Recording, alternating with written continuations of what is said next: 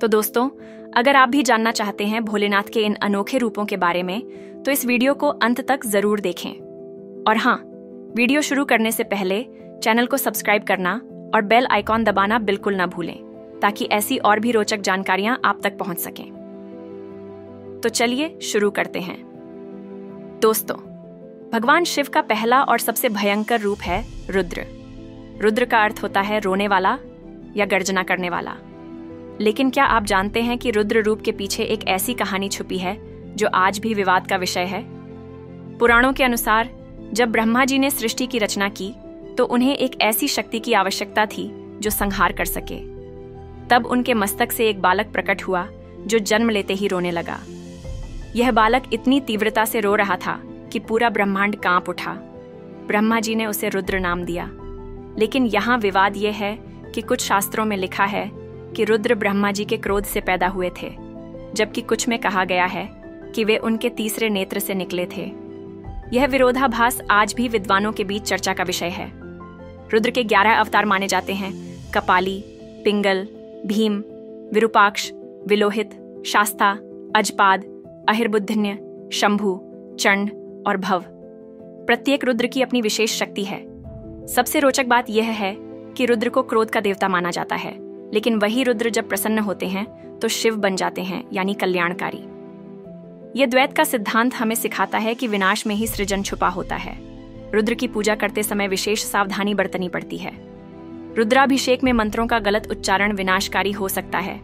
कई ऐसी घटनाएं सुनने में आई हैं जहां गलत विधि से की गई रुद्र पूजा ने भक्तों को संकट में डाल दिया। अब बात करते हैं शिव जी के दूसरे रहस्यमयी रूप की, अघोर। दोस्तों, यह वह रूप है जिसके बारे में बात करने से भी लोग कतराते हैं। अघोर का शाब्दिक अर्थ है जो भयानक नहीं है, लेकिन विडंबना देखिए कि यह शिव का सबसे भयावह रूप माना जाता है। अघोर शिव श्मशान में निवास करते हैं। वे चिता की भस्म अपने शरीर पर लगाते हैं, नरमुंडों की माला पहनते हैं और मृत शरीरों पर ध्यान लगाते हैं। यह सुनकर आप सोच रहे होंगे कि भगवान ऐसा क्यों करते हैं। दरअसल अघोर रूप हमें जीवन की सबसे बड़ी सच्चाई, मृत्यु से परिचित कराता है। श्मशान में रहकर शिव यह संदेश देते हैं कि मृत्यु से डरना नहीं चाहिए, बल्कि उसे जीवन का एक स्वाभाविक हिस्सा मानना चाहिए। लेकिन यहाँ विवाद यह है कि अघोरी संप्रदाय जो इस रूप की उपासना करता है, कई ऐसी क्रियाएं करता है जो समाज में स्वीकार्य नहीं है। वे मानव खोपड़ी में भोजन करते हैं, श्मशान में रहते हैं और कभी कभी मृत शरीरों के अंगों का उपयोग तंत्र साधना में करते हैं। क्या यह सही है या गलत? यह एक ऐसा प्रश्न है जिसका उत्तर देना आसान नहीं है। एक तरफ धार्मिक स्वतंत्रता है, दूसरी तरफ सामाजिक मर्यादा। अघोर शिव की साधना अत्यंत कठिन मानी जाती है। कहा जाता है कि केवल वही व्यक्ति इस साधना को कर सकता है जिसने जीवन मृत्यु के भेद को समझ लिया हो। गलत तरीके से की गई अघोर साधना व्यक्ति को पागल बना सकती है।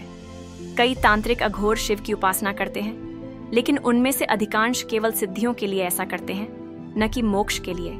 यही कारण है कि अघोर विद्या का दुरुपयोग होता रहा है। तीसरा रूप है भैरव। भैरव शब्द भी और रव से मिलकर बना है, जिसका अर्थ है भयानक गर्जना करने वाला। भैरव को काल का भी काल कहा जाता है, कालों के काल, महाकाल। भैरव की उत्पत्ति की कथा बेहद विवादास्पद है।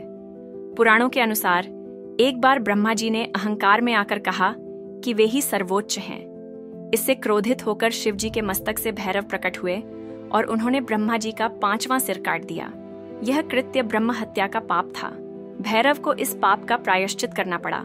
वे ब्रह्मा जी की खोपड़ी को भिक्षा पात्र बनाकर भिक्षा मांगते रहे। यह कथा हमें सिखाती है कि अहंकार का नाश आवश्यक है, चाहे वह किसी में भी हो। भैरव के 64 रूप माने जाते हैं, जिनमें से 8 मुख्य हैं: असितांग भैरव, रुरु भैरव, चंड भैरव, क्रोध भैरव, उन्मत्त भैरव, कपाल भैरव, भीषण भैरव और संहार भैरव। काशी में काल भैरव को कोतवाल माना जाता है। कहा जाता है कि बिना काल भैरव की अनुमति के कोई भी काशी में प्रवेश नहीं कर सकता। यहाँ तक कि यमराज भी काशी में प्रवेश नहीं कर सकते। लेकिन भैरव उपासना में कई विवाद हैं। कुछ परंपराओं में भैरव को मदिरा का भोग लगाया जाता है। यह प्रथा कई लोगों को स्वीकार्य नहीं है। वे कहते हैं कि भगवान को मदिरा कैसे चढ़ाई जा सकती है। दरअसल यह प्रतीकात्मक है। मदिरा यहाँ मद या अहंकार का प्रतीक है। भैरव को मदिरा अर्पित करने का अर्थ है अपने अहंकार को समर्पित करना। दोस्तों, अभी तक हमने शिव जी के 3 रहस्यमयी रूपों के बारे में जाना। अभी भी 8 और रूप बाकी हैं जो इनसे भी ज्यादा रहस्यमयी और विवादास्पद हैं। अगर आपको यह जानकारी अच्छी लग रही है तो वीडियो को लाइक करना न भूलें और हाँ, कमेंट में जरूर बताएं कि आपको कौन सा रूप सबसे रहस्यमयी लगा। अगर अभी तक सब्सक्राइब नहीं किया है तो अभी कर लीजिए, क्योंकि आगे की जानकारी और भी रोचक है। चौथा रूप है नटराज। नटराज यानी नृत्य के राजा। शिव का यह रूप कला और विज्ञान का अद्भुत संगम है। लेकिन क्या आप जानते हैं कि नटराज की मूर्ति में छुपे प्रतीकों को लेकर वैज्ञानिक और धर्मगुरु आज भी बहस करते हैं? नटराज के तांडव नृत्य को लेकर सबसे बड़ा विवाद यह है कि क्या यह केवल विनाश का नृत्य है या इसमें सृजन भी छुपा है। वैज्ञानिकों का कहना है कि नटराज की मूर्ति में दिखाया गया नृत्य दरअसल कॉस्मिक एनर्जी का प्रतीक है। सर्न यानी यूरोपीय नाभिकीय अनुसंधान संगठन में नटराज की एक विशाल मूर्ति इसीलिए स्थापित की गई है। नटराज के 4 हाथ 4 दिशाओं के प्रतीक हैं। उनके एक हाथ में डमरू है जो सृष्टि के आदिनाथ का प्रतीक है। दूसरे हाथ में अग्नि है जो विनाश की प्रतीक है। तीसरा हाथ अभय मुद्रा में है और चौथा हाथ उठे हुए पैर की ओर इशारा करता है जो मोक्ष का प्रतीक है। उनके पैर के नीचे अपस्मार नामक राक्षस है जो अज्ञानता का प्रतीक है। यह दर्शाता है कि ज्ञान से ही अज्ञान का नाश होता है। लेकिन विवाद यह है कि कुछ विद्वान कहते हैं कि तांडव नृत्य 7 प्रकार का होता है: आनंद तांडव, संध्या तांडव, उमा तांडव, गौरी तांडव, कालिका तांडव, त्रिपुर तांडव और संहार तांडव। जबकि कुछ का मानना है कि तांडव केवल 2 प्रकार का है, लास्य और तांडव। संहार तांडव को लेकर भी मतभेद है। कहा जाता है कि जब शिव संहार तांडव करते हैं तो पूरा ब्रह्मांड नष्ट हो जाता है। लेकिन फिर सवाल उठता है कि अगर सब कुछ नष्ट हो जाता है तो फिर नई सृष्टि कैसे होती है? इसका उत्तर है कि विनाश कभी पूर्ण नहीं होता। कुछ न कुछ बीज रूप में बच जाता है जिससे नई सृष्टि का आरंभ होता है। यही कारण है कि शिव को संहारक के साथ साथ सृजनकर्ता भी कहा जाता है। 5वां रूप है अर्धनारीश्वर। यह शिव का वह रूप है जो आज के समय में सबसे ज्यादा प्रासंगिक है, लेकिन साथ ही सबसे विवादास्पद भी। अर्धनारीश्वर में शिव का आधा भाग पुरुष का है और आधा भाग स्त्री का। यह रूप बताता है कि सृष्टि में पुरुष और प्रकृति दोनों का समान महत्व है। लेकिन यहाँ विवाद यह है कि कुछ लोग इसे केवल प्रतीकात्मक मानते हैं, जबकि कुछ इसे वास्तविक स्वरूप मानते हैं। पुराणों में कथा है कि एक बार ब्रह्मा जी ने शिव से कहा कि वे सृष्टि करें। शिव ने अपने शरीर से अनेक शिव उत्पन्न किए, लेकिन वे सभी शिव की तरह ही वैरागी थे और संसार में रुचि नहीं रखते थे। तब ब्रह्मा जी ने प्रार्थना की कि ऐसी सृष्टि करें जो आगे बढ़ सके।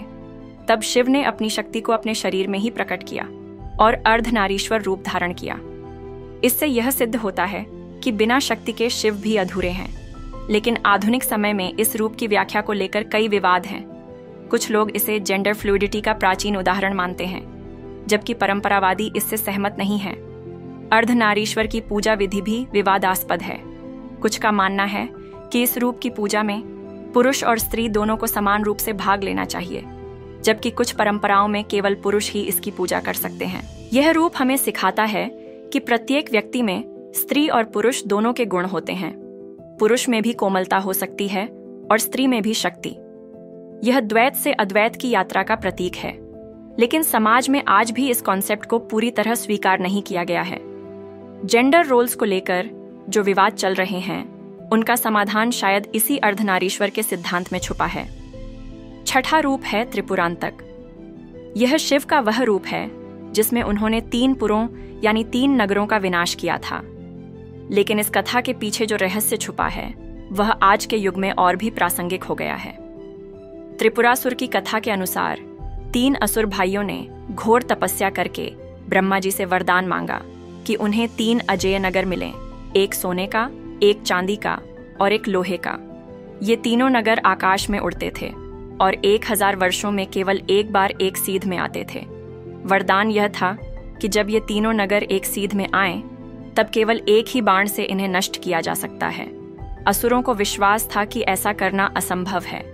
लेकिन जब असुरों ने अत्याचार की सभी सीमाएं पार कर दीं, तो देवताओं ने शिव से प्रार्थना की शिव ने पृथ्वी को रथ बनाया, ब्रह्मा को सारथी बनाया, विष्णु को बाण बनाया और जब तीनों पुर एक सीध में आए तो एक ही बाण से तीनों को भस्म कर दिया।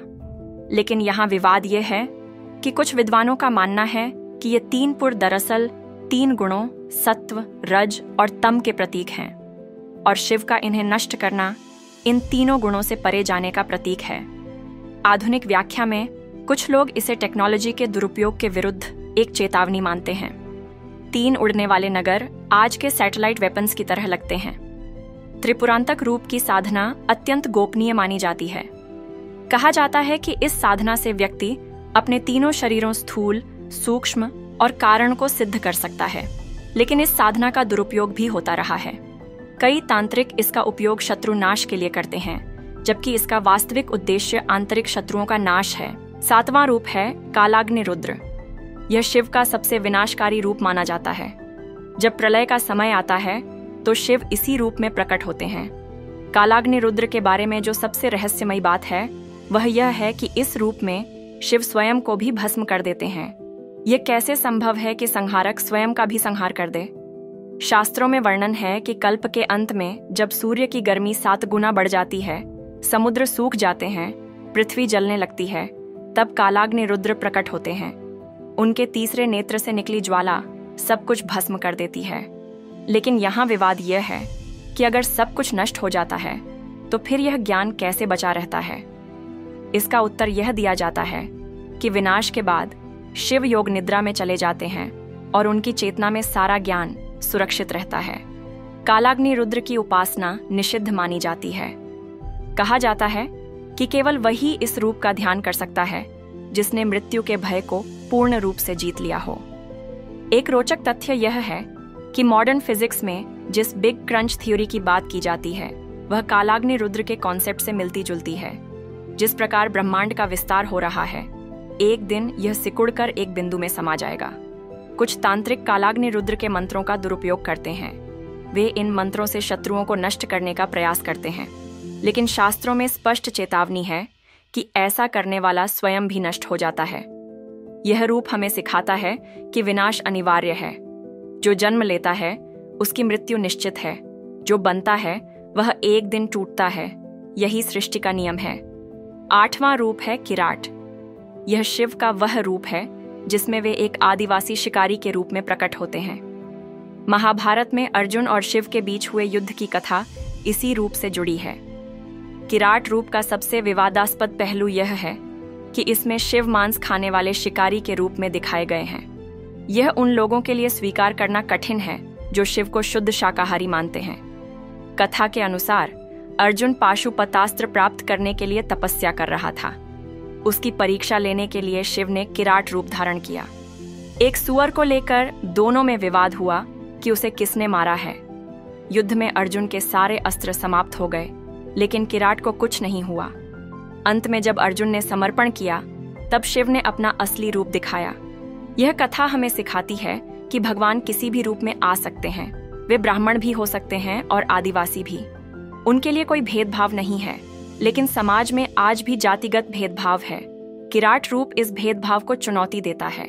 यह बताता है कि भगवान सभी जातियों और वर्गों में समान रूप से विद्यमान है। किराट रूप की पूजा आदिवासी क्षेत्रों में विशेष रूप से की जाती है, लेकिन मुख्य धारा के मंदिरों में इस रूप को वह स्थान नहीं मिला जो मिलना चाहिए। एक और विवाद यह है कि किराट शब्द का अर्थ क्या है। कुछ इसे किर धातु से जोड़ते हैं जिसका अर्थ है बिखेरना, जबकि कुछ इसे एक जनजाति का नाम मानते हैं। 9वां रूप है भिक्षाटन। यह वह रूप है जिसमें शिव एक भिक्षुक के रूप में घूमते हैं, लेकिन यह कोई साधारण भिक्षुक नहीं है। यह नग्न भिक्षुक है जो ब्रह्मा की खोपड़ी को भिक्षा पात्र बनाकर घूमता है। भिक्षाटन रूप की कथा अत्यंत विवादास्पद है। जब शिव ने ब्रह्मा का 5वां सिर काटा तो वह सिर उनके हाथ से चिपक गया। ब्रह्म हत्या के पाप से मुक्ति के लिए उन्हें भिक्षाटन करना पड़ा। लेकिन जब वे देवदारू वन में गए तो वहां की ऋषि पत्नियां उन पर मोहित हो गईं। ऋषियों ने क्रोधित होकर शिव को शाप दिया। यह प्रसंग इतना विवादास्पद है कि कई पुराणों में इसे अलग तरीके से बताया गया है। भिक्षाटन रूप हमें ईगो डेथ का पाठ पढ़ाता है।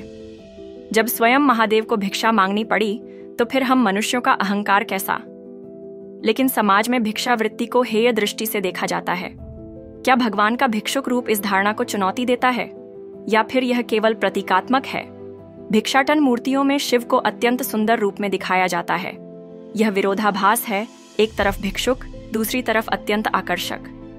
कुछ विद्वान इसे तंत्रा के वामाचार मार्ग से जोड़ते हैं, जहां सामाजिक मर्यादाओं को तोड़कर साधना की जाती है।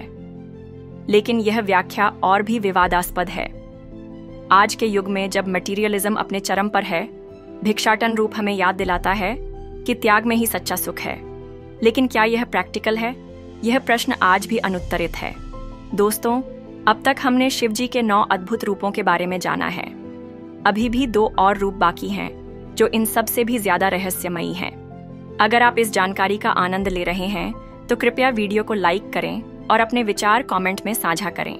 और हाँ, अगर आपने अभी तक सब्सक्राइब नहीं किया है, तो जल्दी कर लीजिए, क्योंकि आगे की जानकारी आपके होश उड़ा देगी। 10वां रूप है वीरभद्र। यह शिव का क्रोध से उत्पन्न रूप है, जिसने दक्ष यज्ञ का विध्वंस किया था। यह कथा इतनी विवादास्पद है कि आज भी कई परिवारों में इस पर चर्चा नहीं की जाती।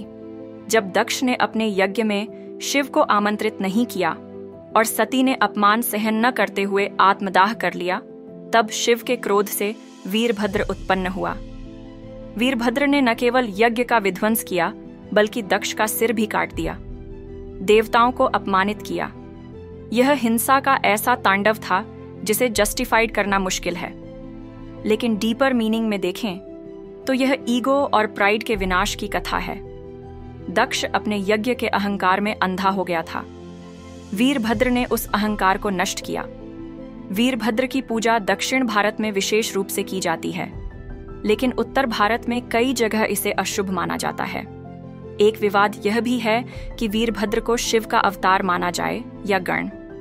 कुछ शास्त्र उन्हें अवतार मानते हैं, कुछ केवल एक शक्तिशाली गण।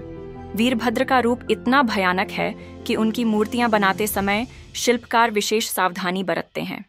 कहा जाता है कि गलत तरीके से बनाई गई वीरभद्र मूर्ति अनिष्ट ला सकती है। आधुनिक संदर्भ में वीरभद्र रेवोल्यूशनरी फोर्स का प्रतीक है। जब सिस्टम करप्ट हो जाता है, तो उसे उखाड़ फेंकने के लिए एक विध्वंसक शक्ति की आवश्यकता होती है। 11वां और अंतिम रूप है शरभ। यह शिव का सबसे रहस्यमयी और विवादास्पद रूप है। शरभ आधा पक्षी और आधा पशु है। इसके 8 पैर, 4 भुजाएं और पंख होते हैं। शरभ की उत्पत्ति की कथा वैष्णव और शैव संप्रदायों के बीच विवाद का कारण है। जब विष्णु ने नृसिंह अवतार लेकर हिरण्यकशिपु का वध किया, तो वे क्रोध में अपना नियंत्रण खो बैठे। उनके क्रोध को शांत करने के लिए शिव ने शरभ रूप धारण किया, लेकिन वैष्णव इस कथा को नहीं मानते। वे कहते हैं कि नृसिंह भगवान स्वयं शांत हो गए थे। यह विवाद आज भी चल रहा है। शरभ रूप की एक और व्याख्या यह है कि यह अल्टीमेट रियलिटी का प्रतीक है, जो सभी फॉर्म्स और कॉन्सेप्ट से परे है। 8 पैर, अष्ट सिद्धियों के, पंख मुक्ति के प्रतीक हैं। शरभ की उपासना अत्यंत दुर्लभ है। कहा जाता है कि इस रूप के दर्शन केवल अत्यंत उन्नत साधक को ही हो सकते हैं। कुछ तांत्रिक शरभ मंत्र का उपयोग अत्यंत कठिन कार्यों के लिए करते हैं, लेकिन यह इतना शक्तिशाली है कि गलत उपयोग से साधक का विनाश हो सकता है। शरभ रूप हमें सिखाता है कि डिवाइन रियलिटी हमारी कल्पना से परे है। जो रूप हम देखते हैं, वे केवल हमारी सीमित समझ के लिए हैं। तो दोस्तों, ये थे भगवान शिव के 11 रहस्यमयी रूप। हर रूप अपने आप में एक ब्रह्मांड है, एक फिलॉसफी है, एक साधना है। रुद्र से लेकर शरभ तक हर रूप हमें जीवन का एक अलग पहलू दिखाता है। कुछ रूप प्रेम के हैं, कुछ क्रोध के, कुछ सृजन के हैं, कुछ संहार के, लेकिन सभी अंततः एक ही परम सत्य की ओर इशारा करते हैं। ये रूप कंट्रोवर्शियल इसलिए हैं क्योंकि ये हमारी कन्वेंशनल थिंकिंग को चैलेंज करते हैं। ये हमें कंफर्ट जोन से बाहर निकलने पर मजबूर करते हैं। चाहे वह अघोर का श्मशानवास हो, भैरव की मदिरा हो, या शरभ का विचित्र स्वरूप, हर रूप में एक गहरा संदेश छुपा है। आज के युग में जब हम स्पिरिचुअलिटी को भी कंपार्टमेंटलाइज कर देते हैं, शिव के ये रूप हमें याद दिलाते हैं कि डिविनिटी कितनी वास्ट और इनकॉम्प्रिहेंसिबल है। दोस्तों, अगर आपको ये वीडियो पसंद आई हो तो प्लीज लाइक करें और शेयर करें। कमेंट में जरूर बताएं कि आपको कौन सा रूप सबसे प्रभावशाली लगा। और हाँ, अगर आप ऐसी और भी रहस्यमयी जानकारियां चाहते हैं तो चैनल को सब्सक्राइब करना न भूलें। बेल आइकॉन भी दबा दें ताकि नई वीडियो की नोटिफिकेशन आप तक पहुंच सके। अगली वीडियो में मैं लेकर आऊंगा देवी के 9 रहस्यमयी रूपों की जानकारी, जो शिव जितने ही पावरफुल और मिस्टीरियस हैं। तब तक के लिए हर हर महादेव।